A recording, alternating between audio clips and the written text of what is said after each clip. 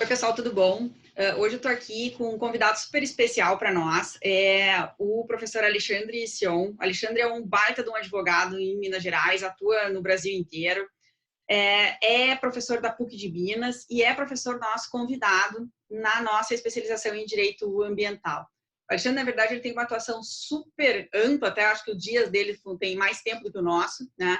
E, além disso, ele já foi, né, fundou a União Brasileira da Advocacia Ambiental, hoje é o presidente da Associação Brasileira de Direito, Energia e Meio Ambiente, e está aqui conosco, né, se dispôs, então eu agradeço bastante já, de antemão, Alexandre, né, a se dispôs nesse período que a gente sabe que está bastante complicado e que a vida não para, né, e que a gente está criando meios, né, para continuar atendendo, e eu tenho visto que para ti está bastante agitado as coisas com a questão da mineração, né, continuar fazendo com que as coisas caminhem dentro do que é possível, né, com a gente e todo mundo em casa bem comportado para se proteger e proteger o próximo, né?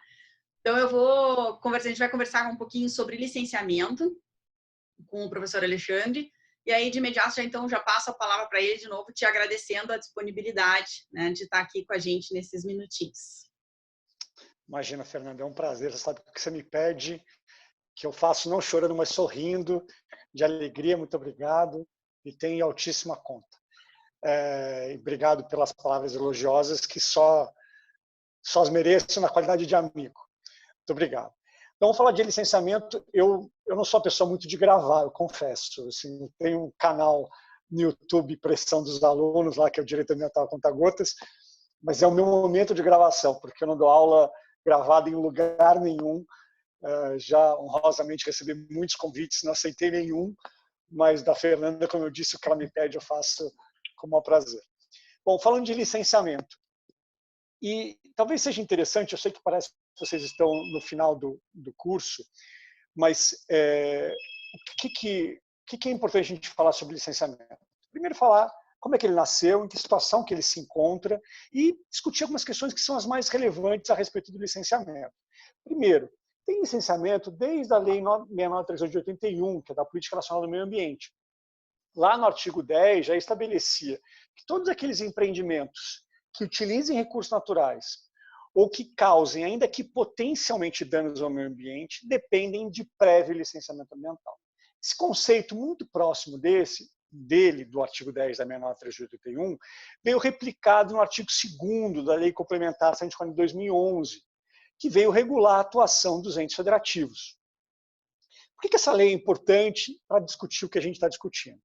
Primeiro, porque quando a gente fala de licenciamento, a gente tem que começar a falar da competência comum dos entes federativos em matéria de proteção ambiental, que é o artigo 23 da Constituição da República Federativa do Brasil de 88, nos incisos 6º e 7º. Eu já dizia que é competência comum dos entes federativos atuar na proteção do meio ambiente. Mas o parágrafo único desse artigo 23 dizia, como diz, que virão leis complementares para atuar ou para tratar da atuação dos entes federativos. Por muito tempo se ficou nessa discussão, bom, mas poderiam todos ao mesmo tempo? Ou como é que se dá essa divisão? Existia, inclusive, colegas que defendiam que comum quer dizer todo mundo ao mesmo tempo. E, obviamente, a Constituição nunca disse isso. Tem alguns autores importantes para estudar sobre o assunto. Um deles é o Toshio Mukai, no livro Direito Ambiental Sistematizado, que falou que a Constituição nunca quis dizer todo mundo ao mesmo tempo, porque a definição do critério de competência se dá em função da predominância do interesse. E como é que a gente entende a predominância do interesse? Em função da abrangência do impacto direto do empreendimento. Essa é a regra geral. A despeito disso, nós já tivemos, inclusive, decisões judiciais do STJ definindo que não cabia um único licenciamento. Porque o licenciamento está tão relevante que não podia só o Estado licenciar aquele empreendimento. A gente deveria também contar com o IBAMA. Com todo respeito, não fazia o menor sentido, como se 2 entes ou 3 entes ao mesmo tempo trouxesse maior proteção ambiental. Obviamente, isso não faz o menor sentido. Já na resolução CONAMA 267 de 97, que, pasme, a gente continua convivendo, porque nós ainda não temos uma lei geral do licenciamento, está sendo discutida há 16 anos no Congresso, como a Fernanda sabe muito bem, mas a gente continua convivendo com ela. E a tese da resolução CONAMA 267 é dizendo o seguinte, ruim com ela, pior sem ela. Então, que bom que tem alguma coisa, ainda que longe de ser o ideal. E ela já estabelece no artigo 7º que só poderia haver o licenciamento por um único ente federativo. Ótimo, tá tudo bem. O problema é que não pode uma resolução CONAMA, portanto uma norma infralegal, regular a atuação de ente federativo. Isso é prerrogativa da Constituição e no máximo da lei complementar. Então, até a lei complementar de 2011, então, desde de 97, quando veio a resolução CONAMA, até 2011, nós convivemos com o artigo 7º da CONAMA. Esse mesmo texto veio replicado na lei complementar no seu artigo 13, que diz, em linhas gerais, a mesma coisa, ou seja, cabe licenciamento de um único ente federativo e os demais se manifestam de forma não vinculante. Por que isso é relevante? Porque quando a gente vai implantar grandes empreendimentos que impactam diversos entes federativos, o que o empreendedor quer é segurança para saber em que porta que eu vou bater. Vai ser do município, vai ser do Estado, vai ser da União. Então, essa discussão é muito relevante. Mas ainda hoje, mesmo depois da lei complementar, a gente continua tendo discussões judiciais a respeito disso. Em menor grau, por conta da lei complementar, mas ainda elas existem. Bom, o que diz a lei?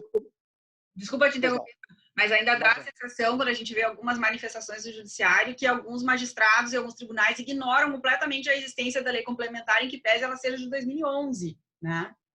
Concordo plenamente. E tem vários casos, né? Tem alguns casos que a gente acompanha, que durante muito tempo, na discussão de grandes empreendimentos, com diversos atores, inclusive o Ministério Público, todo mundo reconhece a competência do Estado para licenciar aquele empreendimento. Se consegue a LP, na hora de conceder a LI, o Ministério Público diz, não, eu acho que a competência aqui é da União. E pede a suspensão de todo o processo de licenciamento, e a gente fica naquela máxima, né, da precaução, então, indúbio pro ambiente.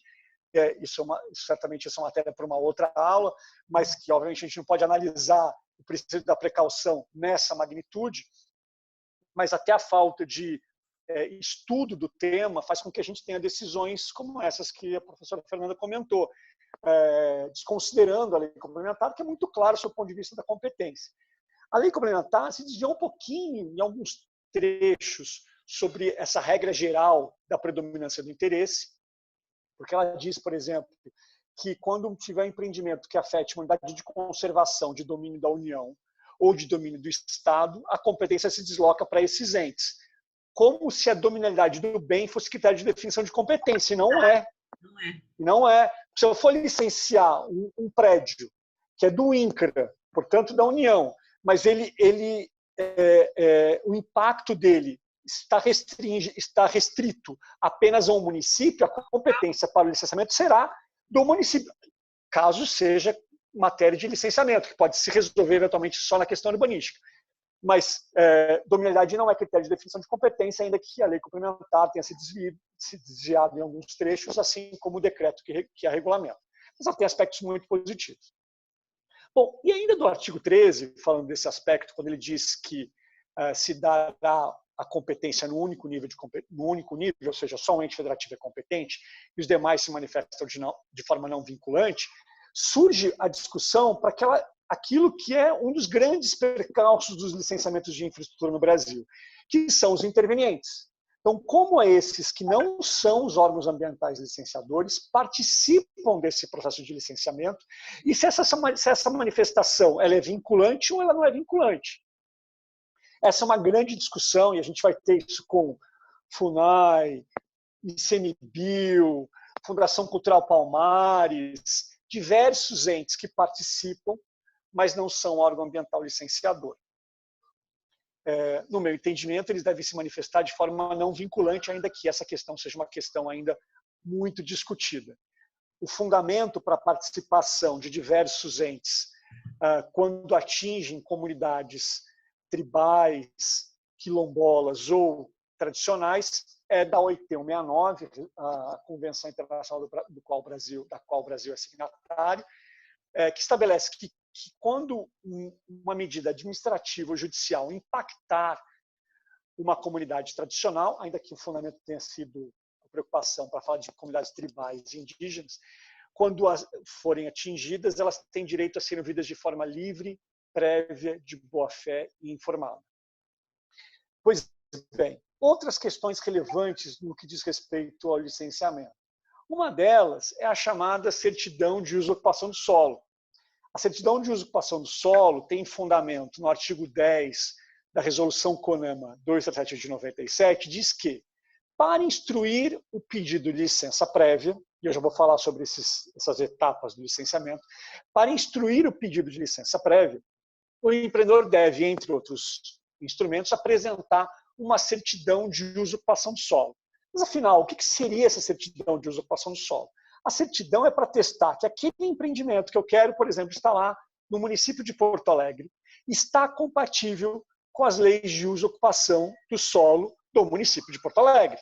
Porque cabe ao município de Porto Alegre regular o seu território. Então, para dizer, olha, aqui é uma área industrial, aqui é uma área eminentemente rural, aqui é uma área residencial, que eu posso ter prédios de tantos pavimentos, pode ter essa distância entre um e outro, enfim, vai regular o seu território. Só que essa certidão, ela não é uma outra licença, ela não é uma anuência. Até porque, como diz a lei complementar, só um ente federativo pode licenciar aquele empreendimento. Então, se cabe ao Estado do Rio Grande do Sul licenciar, ou cabe à União licenciar aquele empreendimento, o município de Porto Alegre não pode dizer, não quer licenciar, porque a competência naquele caso não será dele, não será do município. O que cabe ao município de Porto Alegre é dizer aquele empreendimento está ou não está compatível com as leis de uso e ocupação do solo daquele determinado município. Portanto, é uma certidão, não é uma anuência. E esse critério é de uma importância absurda, porque se confunde esse conceito em todos os grandes empreendimentos. Porque o município quer, neste momento do licenciamento, que é o momento em que o prefeito tem força, ele quer fazer valer essa força para conseguir medidas compensatórias para o seu município, ainda que o pedido seja justo, mas não encontra respaldo na legislação. E nós tivemos, no final do ano passado, uma mudança significativa em relação a esse assunto. O que aconteceu no final do ano passado? Nós tivemos a Declaração de Direitos à Liberdade Econômica, que, entre outros direitos, estabeleceu no artigo 3º que os cidadãos, as pessoas físicas e jurídicas, têm direito, ao ir a um balcão para pedir qualquer autorização de liberação da atividade econômica, e aí não só matéria ambiental, mas qualquer autorização, mas incluindo a questão ambiental, tem direito a receber um prazo após o qual, caso aquele órgão não se manifeste, ter a chamada licença ou autorização tácita. E diz mais, eu vou falar sobre isso mais para frente, e diz mais, que não será exigido do empreendedor nenhuma autorização, nenhuma certidão que não tenha fundamento em lei. Onde está o fundamento da certidão que eu comentei? No artigo 10 da Resolução CONAMA 237 de 97. Portanto, não tem fundamento em lei. Não se pode mais exigir do empreendedor, para instruir o processo de licença prévia, a certidão municipal, ainda que seja necessária a compatibilidade. Ela não pode ser um instrumento essencial para formalizar o processo de licença prévia. Não pode ser um óbice. Não pode ser um óbice para instruir o processo. Agora, o que será um óbice é se for incompatível. Claro. Como eu disse, essa competência é uma competência do município. E aí, dando um passinho atrás, que eu acabei avançando, falando sobre como é que funcionam as licenças. Bom, eu disse lá atrás, desde o artigo 10 da Lei 693/81, da Política Nacional do Meio Ambiente, que toda vez que eu precisar, todo empreendimento que cause, ainda que potencialmente danos ao meio ambiente, ou utilize recursos naturais, depende de prévio licenciamento ambiental. Então, o primeiro conceito bastante relevante, a licença é prévia, ela não é posterior. No começo da lei, foi muito comum se estabelecer, se conceder a licença e colocar como condicionante apresentar o estudo. Não dá para ser. O estudo tem que nortear, tem que orientar a atuação do agente público para avaliação dos aspectos positivos e negativos daquele empreendimento. É com base nesse estudo, que, portanto, tem que ser prévio, é que o órgão ambiental considerar ou não a licença.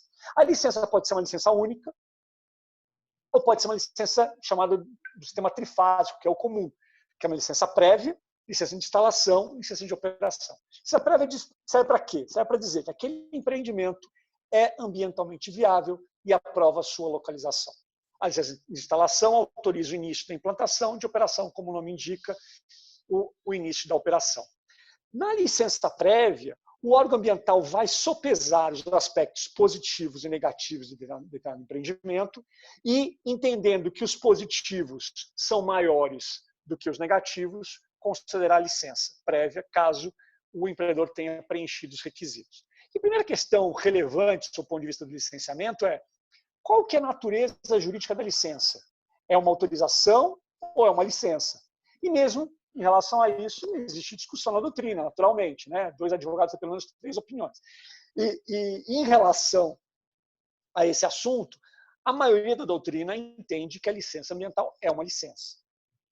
Nós temos aí, como o colega Milaré entende que é uma licença híbrida, o Paulo Afonso, que seria uma natureza de autorização, eu, com respeito enorme que tenho para esses meus amigos, entendo que licença é uma licença mesmo, ainda que ela possa ser revogada, seja cassada, seja anulada. Tu entende como um ato vinculado? Eu entendo que é um ato vinculado e não discricionário, exatamente. Em que momento há uma discricionariedade do órgão ambiental? Na valoração dos aspectos positivos e negativos. É inerente que neste momento, quanto que pesa gerar empregos, renda, tributos, aumentar o IDH daquela região, em contraponto, suprimir tantos hectares de vegetação nativa, eventualmente causar um impacto hídrico. Como é que a gente valora isso? Isso, obviamente, é um aspecto. Qualquer ato administrativo, seja discricionário ou vinculado, tem que ser justificado, mas entendo que existe aí um espaço de valoração do ente federativo. Em alguns estados, como acontece em Minas Gerais, quem decide pela concessão ou não da licença é um colegiado. E aqui o que acabou se transformando num ato discricionário quando deveria ser vinculado, porque o órgão ambiental emite o parecer recomendando ou não licença, mas os conselheiros são livres para decidir segundo a sua conveniência e oportunidade. Então, é um sistema sui generis que existe assim, há bastante tempo e as pessoas convivem com isso, ainda que tenha desvirtuado esse conceito, na minha opinião, de que o licenciamento é um sistema vinculado. E lembrando que a competência legislativa em matéria ambiental é uma competência concorrente, cabendo, portanto, à União estabelecer normas gerais e os Estados complementar.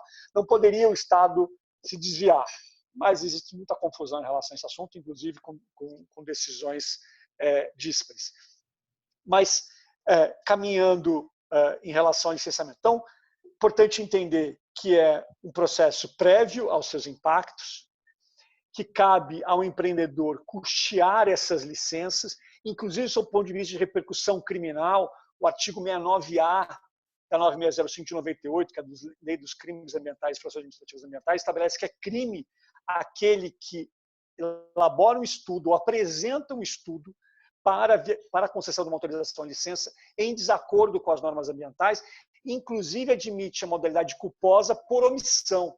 Então, se eu deixei de considerar que aquela área era uma mata atlântica em estágio avançado de secundário, estágio avançado de regeneração, posso estar em curso no crime. Então, portanto, o licenciamento, o estudo tem que ser prévio para permitir ao órgão ambiental avaliar os seus impactos positivos e negativos e considerar as licenças, seja num sistema trifásico de licença prévia de instalação e de operação, ou num sistema único, ou conjugado, licença prévia mais licença de instalação mais licença de operação, e por aí vai. Tem essa liberdade desde a resolução por 237 de 97, o órgão ambiental saber licenças específicas, seja modelo simplificado ou até por adesão, que essa é uma discussão relevante, alguns estados já adotaram, isso está na discussão lá da Lei Geral do Licenciamento. Nós aqui no estado mesmo, a gente teve uma discussão forte sobre isso quando da aprovação do nosso novo Código Estadual, né, da questão do licenciamento por adesão. Pois é.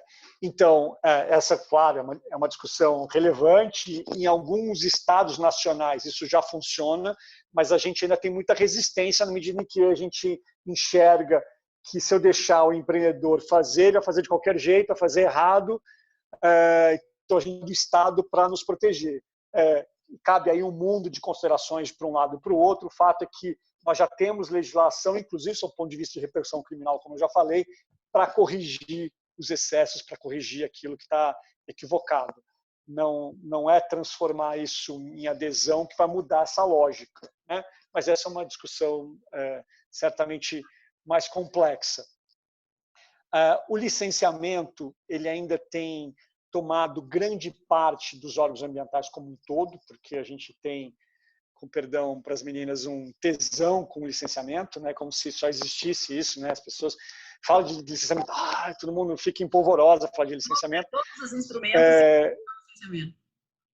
Não te ouvi, desculpa, Fernando. Se todos os instrumentos se resumissem ao licenciamento. Exatamente, ao licenciamento, né? Mas é porque é aquele momento que é o momento de permitir atividade. Depois que a atividade já está funcionando, as pessoas deixam de ter essa preocupação. Seja empreendedor, porque ele está funcionando, então o que o órgão ambiental me pedir que for razoável, eu vou tentar atender, mas eu já estou operando, eu já estou implantando, eu vou ter receita. E a sociedade também já entende aquilo como uma coisa feita, né? Já está feito. Então eu quero que saia o melhor possível dessa salada. Mas antes disso acontecer, as pessoas ainda têm a expectativa de ou conseguir a liberação ou não deixar que ela aconteça. Então, esses conflitos são naturais nesse momento, que é o momento prévio à licença. Bom, então, voltando só, recapitulando muito rapidamente. Então, você tem as diversas licenças, licença prévia de instalação de operação, que podem ser conjugadas, simplificadas e por aí vai.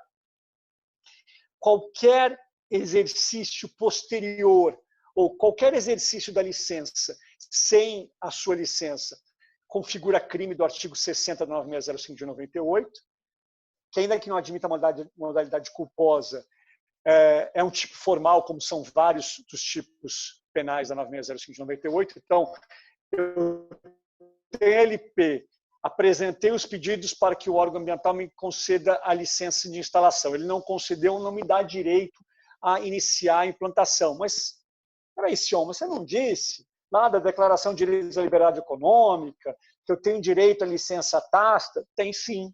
Só que o próprio dispositivo do artigo 3º diz que ela não cabe para aqueles casos em que a lei de forma expressa tem excluído. E a Lei Complementar 140 de 2011 fez isso no artigo 14 em relação à matéria ambiental. Então, não cabe licença ambiental de forma tácita. Para as demais autorizações, teve no dia 30 de dezembro de 2019 uma medida provisória que modificou a Declaração de Direitos da Liberdade Econômica, acabou fazendo uma confusão ao invés de resolver. O fato é que pode caber autorização tácita quando o órgão ambiental assim deliberar em caso de significativo impacto. É isso que diz o dispositivo incluído. Pois bem, então eu tenho que ter as licenças, não posso exercer aqueles direitos, ainda que o órgão ambiental tenha ultrapassado o prazo, que quando eu falava de 12 meses no caso de IARIMA e de 6 meses sem IARIMA, caberia uma mandado de segurança, mas não cabe o exercício daquele direito sem a licença, sob pena de repercussão na questão criminal. Mas tem umas questões, falei sobre a questão da competência, o artigo 7º da Lei Complementar 140 de 2011 fala da competência da União, o artigo 8º dos estados, o artigo 9º dos municípios. E aí tem mais algumas questões rápidas que eu gostaria de abordar. A primeira delas, o artigo 9º da Lei Complementar, quando fala da competência do município, ele diz que os conselhos estaduais definirão as tipologias de impacto local para efeito de competência do município. Parece uma coisa bacana, né? Afinal de contas, vamos definir o que cabe ao município, o que cabe ao Estado, porque todo mundo quer, como eu disse no início, onde que eu vou bater a porta, qual a porta que eu vou bater. Ocorre que se o município tem competência originária, e ele o tem, seja pelo artigo 23, seja pelo artigo 30 da Constituição, ele não pode receber de delegação aquilo que ele tem de forma originária. Então, ele pode até delegar para o Estado se ele quiser, mas o Estado não delega para o município aquilo que já é do município. Parece que é mais novo, né? Tu pode fazer sim, desde que tu faça aquilo que eu quero que tu faça. Exatamente. A gente tem essa lógica, porque a Constituição trouxe o papel dos municípios numa relação não hierárquica com os demais entes, mas manteve essa questão de distribuição de recurso complexa. Então, existe um mundo jurídico, existe um mundo real, mas, sob o ponto de vista do mundo jurídico, Não existe hierarquia entre entes federativos. E, portanto, não cabe delegação do Estado para aquilo que é competência originária do município. Mas as pessoas não querem discutir isso. Por quê? Sai com uma resolução do CONSEMA e está tudo bem. Por quê? Eu quero saber onde que eu vou bater a porta. Eu entendo isso perfeitamente. Mas, do ponto de vista extremamente jurídico, entendo que existe uma inconstitucionalidade nesse dispositivo. Uma inconstitucionalidade bem forte, né? Mas uma personalidade bem forte, né? No meu ponto de vista, assim, mas que bom te ouvir falar isso, que bom, que bom. Não, entendo isso. Mas as pessoas não querem essa discussão, porque os municípios aceitaram essa posição e têm discutido com os conselhos estaduais normas para tratar. Bom, tá bom, pode não ser, ok, mas vamos sair. O que vai sobrar para mim nesse processo, né? Bom, falando ainda sobre inconstitucionalidade, tem umas questões bem interessantes. Uma diz respeito à questão da autorização da Mata Atlântica, que eu não quero me deixar esquecer para falar sobre esse assunto. E um outro caso, que foi um julgado, salvo engano, em 2018, em Santa Catarina. Eu não sei se você ouviu esse caso, professora, mas que foi o município de Joinville. O município de Joinville tinha Secretaria Municipal de Meio Ambiente, Conselho Municipal de Meio Ambiente, lei municipal, licenciava regularmente seu processo de licenciamento. Em dado momento, o município disse, olha, eu não quero mais. Fez um convênio com a, então, Fátima, hoje IMA, para que todos os licenciamentos que eram do município de Joinville fossem licenciados pelo Estado de Santa Catarina. O Ministério Público entrou com a ação, o que disse o Judiciário? Olha, uma coisa é você não iniciar esse teu comando constitucional. Por quê? Para que você, ainda que tenha competência originária, para que você possa licenciar, vamos esquecer o artigo 9º da Lei Complementar. Antes dele, eu tenho que ter um conselho municipal de meio ambiente, tem que ter uma lei, porque eu não posso ficar emprestando norma alienígena, eu tenho que ter uma lei municipal que trate daquela matéria. Mas, então, se você não tiver, você não vai licenciar, não tem problema. Agora, se você começou a brincar, não pode dizer, não quero brincar mais. Começou a brincar, tem que seguir o jogo. Não dá para você dizer, olha, isso aqui não vale mais a pena, porque se a gente abrir esse leque para outras questões, daqui a pouco os municípios vão dizer, olha, eu não quero brincar disso aqui não é legal, isso aqui custa muito dinheiro, está dando muita despesa, então eu não quero mais.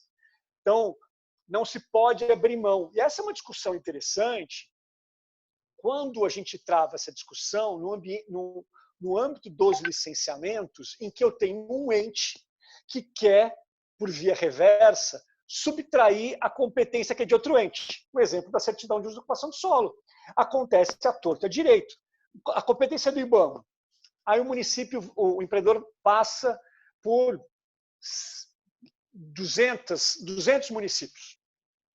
Todos eles vão bater a porta e vai dizer, olha, eu quero certidão. Aí o município diz, não vou te dar certidão, porque aqui não é certidão, aqui é anuência. E eu só te dou se você arrumar a praça, se você arrumar a escola, se você fizer o sistema de saneamento, por aí vai. Aí o empreendedor diz, não quero fazer isso. Vai o IBAMA. Diz, IBAMA, a competência é do IBAMA. Aí o IBAMA diz, não quero me meter nessa história. Resolve lá, senhor. Resolve. Pede a mandado de segurança e tal. O que eu digo para eles? Olha, o judiciário já disse, você não pode abrir mão daquela competência que é sua. Quando você permite que o município, que não é competente para esse licenciamento, por via reversa, impeça que você exerça a sua competência, porque quando ele diz, eu não vou te dar a certidão, isso antes da Declaração de Direitos da Liberdade Econômica, quando eu digo, não vou te dar a certidão, ele está querendo exercer o papel que é do órgão ambiental, que só pode ser um órgão ambiental competente na forma do artigo 13 da Lei Complementar de 2011.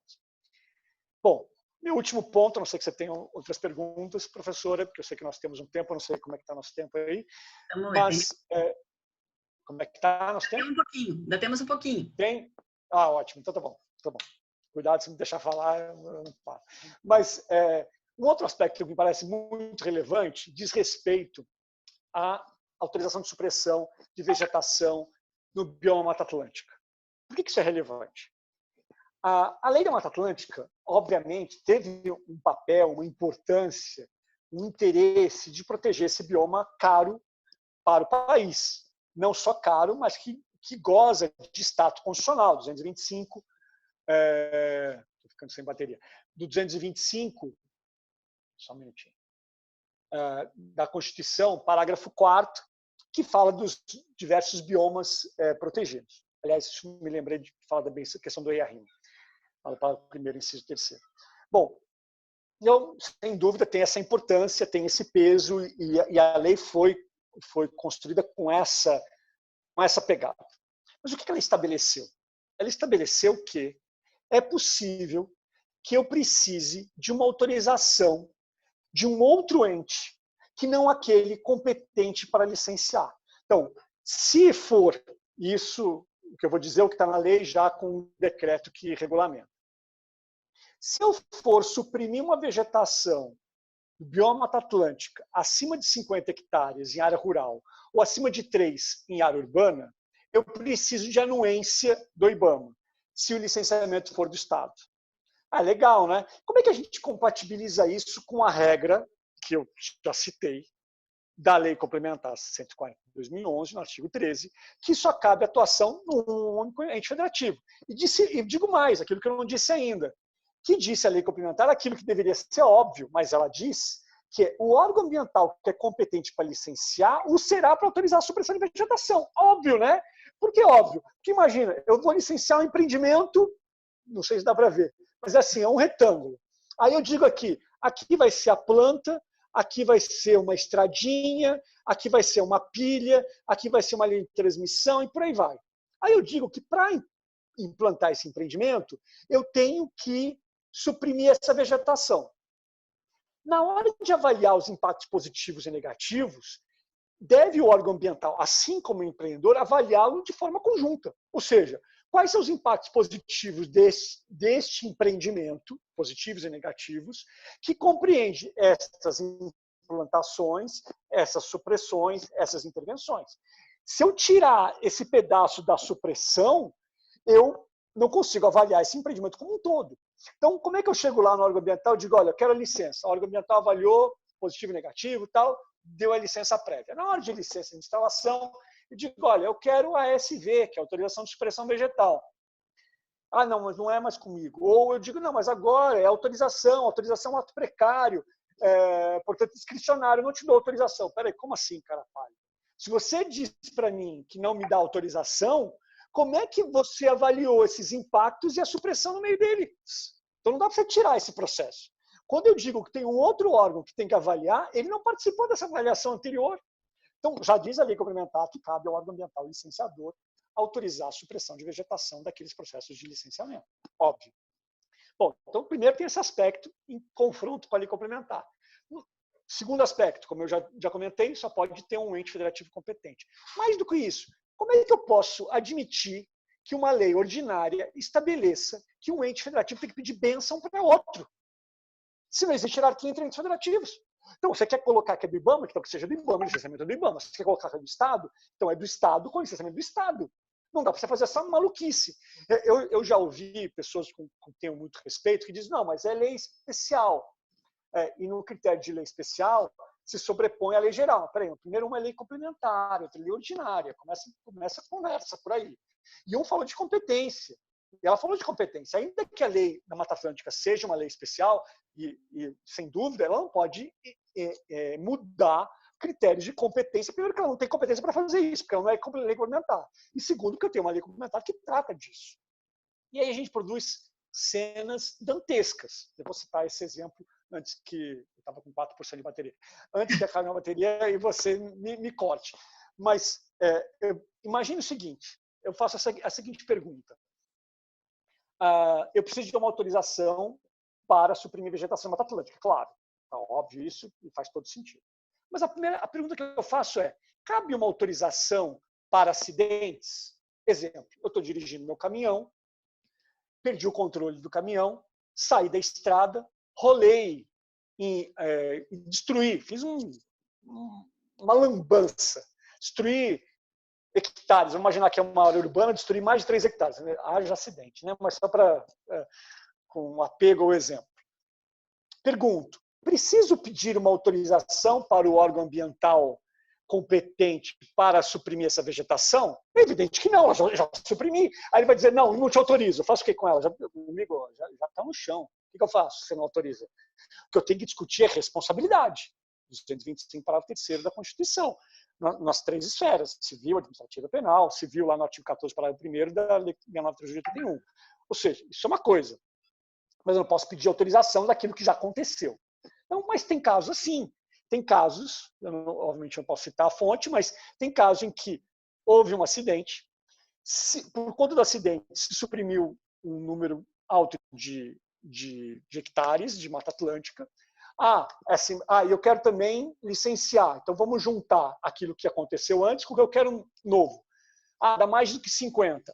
Bom, licenciamento do Estado tem que pedir bênção para o IBAMA. Vai para o IBAMA. Aí o IBAMA diz, não, o que é acidente não cabe. Claro, óbvio.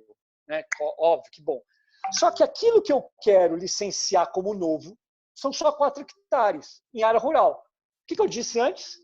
Só cabe a anuência do IBAMA quando for acima de 50 hectares em área rural ou acima de 3. Por que deu mais de 50? Porque se colocou no cômputo o acidente. A IBAMA diz, olha, o acidente eu não considero. Mas nesses 4, que não deveria ter ido para o IBAMA, eu não dou anuência. Olha que maluquice. Olha que maluquice. Ou seja, primeiro, não tem que ir, porque é inconstitucional. Segundo, não tem que ir porque é acidente. Terceiro, se o IBAMA reconheceu que é acidente, não vai. Então, só vai para ele acima de 50, ainda que eu entenda que é constitucional, que não é. Então, menos do que 50. Foi para ele, disse, olha, não avalie o restante, só avalie os 4, não deveria vir para mim, mas eu não te dou anuência. Aqui faz o que com o Estado? Então, essas excrescências que a gente continua convivendo, que dão trabalho para os advogados, mas, do ponto de vista de trazer segurança jurídica, não interessa a ninguém. Né? E a professora Fernanda, antes do início dessa aula, estava fazendo um comentário muito, muito oportuno para dizer que a gente deveria parar com essa dualidade do mal contra o bem, dos bonzinhos e os malzinhos, dos ambientalistas e dos empreendedores, como se a gente não quisesse tudo a mesma coisa. A gente pode ter percepções, experiências, perspectivas distintas, mas todo mundo quer, no final das contas, claro, eu posso querer um aspecto diferente do que você quer no detalhe, mas no todo a gente quer a mesma coisa, que é que a gente estabeleça as regras e que elas sirvam para todo mundo, e que elas sejam claras, que nos transmitam segurança e que nos proteja em todos os aspectos que a gente quer proteção. É verdade, São. E não dá para dizer, depois de tudo isso que a gente fez agora nesse comentário maravilhoso que tu dividiu com a gente, não dá para dizer que a vida do advogado da área ambiental é monótona, né? Não dá. Não, são muitas emoções o tempo inteiro, né? São É verdade. Né? E é interessante a gente ver, porque esse tema que tu está discutindo hoje é um tema super importante, que às vezes quando a gente está lá na faculdade a gente não dá bola, né? Quando lá está o professor, eu estou lá no 2º, 3º semestre, o cara vai falar sobre repartição de competência, entra por aqui, sai por ali, e tu diz, por que eu tenho que saber sobre isso, né? E aí depois vai ver o grosso da vida em boa parte da nossa atuação. E isso vai acompanhar em diversos aspectos, né? Não só a questão do licenciamento, nós tivemos recentemente a decisão do ministro Dias Toffoli sobre um plano de manejo de uma zona de amortecimento de uma APA, área de proteção ambiental, para quem quiser estudar, do Grupo de Uso Sustentável da Lei 9985 de 2000, que instituiu o Sistema Nacional de Unidades de Conservação, que proíbe atividade de mineração. Então, entendeu? E aí, qual que é o conflito de competência aí? Porque a competência para legislar a respeito de jazidas e minas é uma competência privativa da União, como estabelece o artigo 22 da Constituição.